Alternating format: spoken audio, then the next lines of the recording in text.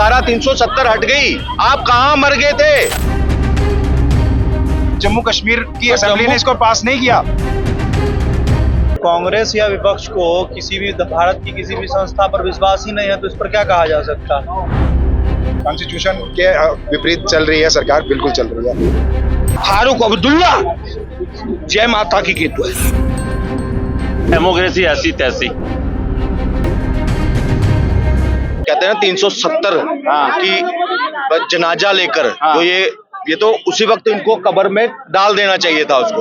खासकर फारूक अब्दुल्ला, महबूबा मुफ्ती, जितने भी ये जो नेता रहे ना, सो कॉल नेता कश्मीर के अपने आप को कहते थे, उनको धारा 370 जो है बिल्कुल एक कॉन्स्टिट्यूशनल वे में और प्रॉपर संविधान के दायरे में रखकर उसको हटाया गया था। जो काम पिछली सरकारों को कई दशकों पहले कर देना चाहिए था, वो नरेंद्र मोदी जी ने कर दिखाया। आज सुप्रीम कोर्ट ने भी फाइनल कील उसके ताबूत में लगा दिया। अच्छा, क्यों? देखो, ये कर रहे थे, ये खुश करना चाहते थे अपने वोटर्स को कि भाई धारा 370 हट गई, आप कहां मर गए थे? तो ये जो लास्ट होने का काम था ना, ये जो सुप्रीम कोर्ट तक पहुंचा है ना, ये सब सिर्फ एक दिखावा था। उनको भी अंदर से पता था कि धारा 370 वापस नहीं लौट सकती। अब जो है फाइनल मोहर जो है सुप्रीम कोर्ट ने लगाई है, ये बहुत ही अच्छा डिसीजन है और पूरा JNK आज इसका वेलकम कर रहा है। ये एक डेमोक्रेसी सिस्टम होता है जो फॉलो नहीं किया गया, उसमें सुप्रीम कोर्ट इंक्लूड है, उसमें सुप्रीम कोर्ट भी इंक्लूड है और उसमें सरकार भी इंक्लूड है और उसमें पार्लियामेंट भी इंक्लूड है। जो जनता होती है वो MP MLA चुनकर भेजती है। MP MLA असेंबली में जाकर के अपना बजट पास कर, जो भी कानून होता है वो पास कराते हैं। तो यही तो मैं बोल रहा हूँ ना, जम्मू कश्मीर की असेंबली ने इसको पास नहीं किया। तो जम्मू कश्मीर असेंबली की जरूरत क्या? जम्मू कश्मीर की असेंबली में क्या जो अपने यहाँ की पार्लियामेंट है, क्या उस पार्लियामेंट में कश्मीर के MP नहीं बैठते हैं क्या करके? क्या वो इसके पक्ष में थे सारे के सारे? अरे तो क्या अब ये खुद ही ये सोच के हिंदू होंगे तो क्या मुस्लिम की राजनीति करेंगे? ऐसे थोड़ी होता है। हिंदू मुस्लिम वाली बात कहाँ से आई? 6 मेंबर्स हैं, 6 में से शायद 2 बीजेपी के थे, एक लद्दाख का था और 3 जो है वो नहीं। आप मान लीजिए, आप कह रहे हैं कि अगर कोई कह दे कि हमको पाकिस्तान के साथ जाना है तो हम उसको छोड़ देंगे।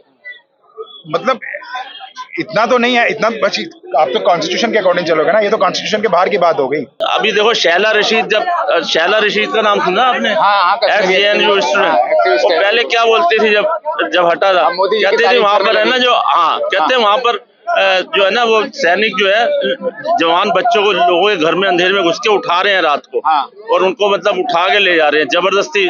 बच्चों के ऊपर भी वो कर रहे हैं, लड़कों के ऊपर, यंगस्टर, और आज उसके तेवर बदले हुए हैं। अब कहते हैं नहीं कश्मीर गाजा नहीं है, गाजा से तो बहुत अच्छा है। ने जो कर दिया वो नहीं कर सकता। वो कह रहे हैं बिल्कुल जो किया, और अब मोदी की तारीफ कर रही है, जो डेवलपमेंट हो रही है और वहाँ के जो मानव अधिकारों के बारे में बात कर रही है कि वहाँ पर इम्प्रूवमेंट हो रही है, ह्यूमन राइट्स में भी इम्प्रूवमेंट हो रही है। तो ये बहुत अच्छा मतलब सिग्नल है। तो हो सकता है अब ये रिव्यू पिटीशन डालें, लेकिन होने वाला कुछ नहीं, टाइम खराब करेंगे। पॉलिटिकली नफा नुकसान क्या होगा बीजेपी को, मतलब कितना फायदा? पॉलिटिकली तो ऑब्वियसली देखो जिसने किया उसी को फायदा होगा। देखो सीधी सी बात है। मोदी जी ने कहा था कि मनमोहन सिंह के हाथ में सारी आर्मी है, सारी पुलिस है, सारी व्यवस्था है, फिर आतंकवादी क्यों आ रहे हैं? आज भी आतंकवादी आ रहे हैं वहां पे। तो क्या इन्होंने हटा लिया 9 साल के अंदर? जो सेना पहले कार्रवाई कर रही थी वो सेना आज भी कार्रवाई कर रही है। अच्छा, बेशर्त ये है, इन्होंने सिर्फ क्या नाम है अपना ग्राफ बढ़ाने के लिए जो इन्होंने सर्जिकल स्ट्राइक किया था उसको बाहर निकाल दिया, उसको मीडिया में ला दिया, क्योंकि सेना जो भी कार्रवाई करती है वो मिशन जो है वो हमेशा सीक्रेट रहता है, वो कभी भी दुश्मन के सामने नहीं आना चाहिए। इन्होंने उसको ओपन कर दिया और उसका फायदा पूरा पाकिस्तान ने उठाया कि बॉर्डर के ऊपर उन्होंने स्नाइपर बिठा के हमारे भारतीय जवानों को मारा। अच्छा, हाँ, ये सब वो तो बॉर्डर पे तो गोलीबारी पहले भी करते थे। नहीं, स्नाइपर बिठा के अपने भारतीय सैनिकों को मारना ये अलग चीज है। आप तो उनके चूहे मार के आए, वो स्नाइपर बिठा के हमारे शेर मारते रहे। काय को विरोध करेंगे जी? मोदी, अमित शाह और भारतीय जनता पार्टी, और जब पब्लिक की देन है कि मोदी ये इतने फूल में वोट दे रहे, इतने फूल के सांसद जिता दे कि नहीं मजबूरी है गई 370 के वो खत्म और कर दी। कांग्रेस के क्वाते पहले मात जाके ना देगा तो माटिया हिंदू नहीं लड़की न्यू कहते छोड़ जाओ और आप चले जाओ। वहां के राज्यपाल को फोन नहीं उठावती कांग्रेस प्रधानमंत्री, उनके परिवार के बहन भाई मां जाके बर्फते के गोल हाथे खेल ले। झंडा तिरंगा न्यू कहता उठाए पैदा होंगे, तिरंगा उठ रहा ना। और जागरण में जो गो लोग जाते हैं अलगावादी वो लोग अटकाए, फारूक अब्दुल्ला जय माता की केतु है। कॉन्स्टिट्यूशन ही कहता है कि इस देश का फैसला संसद के अंदर ही होगा। कॉन्स्टिट्यूशन यही कहता है इस देश की कॉन्स्टिट्यूशन की सीधी बात है।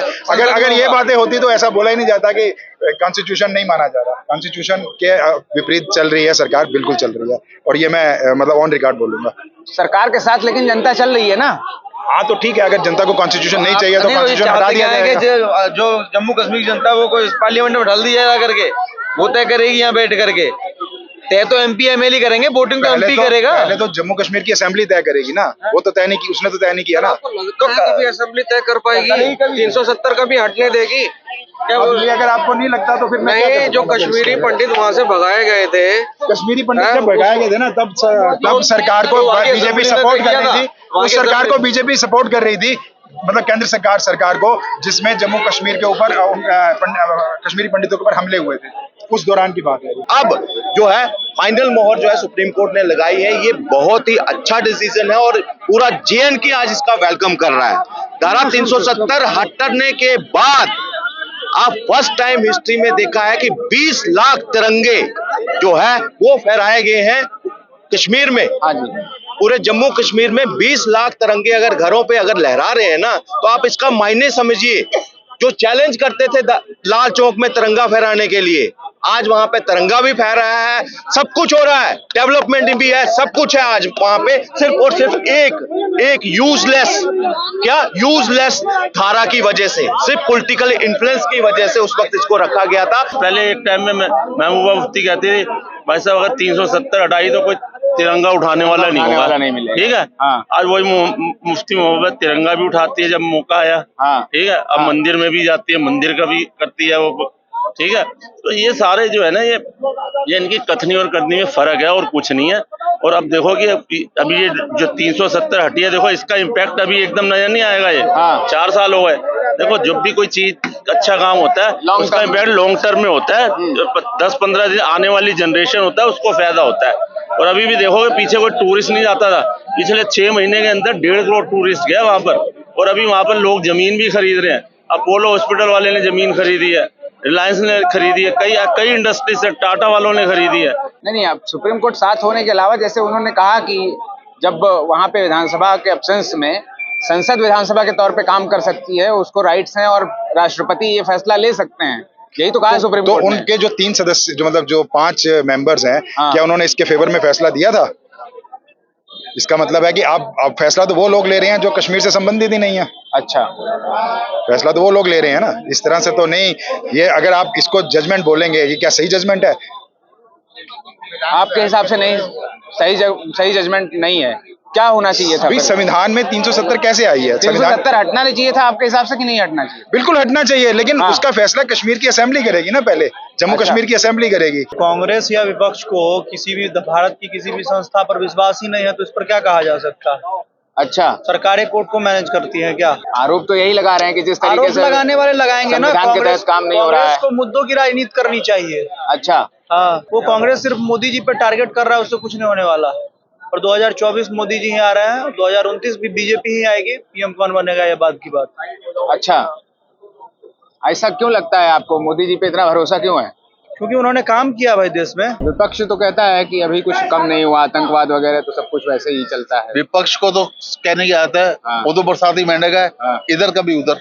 और मैं विपक्ष को यही कहना चाहूंगा, विनोद चड्ढा, मैं बॉलीवुड से छोटा सा कलाकार हूँ, कि विपक्ष को इतने कहूंगा कि वो इस देश को और खराब करने की कोशिश ना करें। अच्छा, देश बहुत अच्छी पोजीशन में जा रहा है, बहुत अच्छी दिशा में जा रहा है, और मोदी जी के नेतृत्व के अंदर देश बहुत अच्छी जगह पहुंच चुका है। अच्छा, 15वें नंबर से 5वें नंबर पे आ गया इंडिया।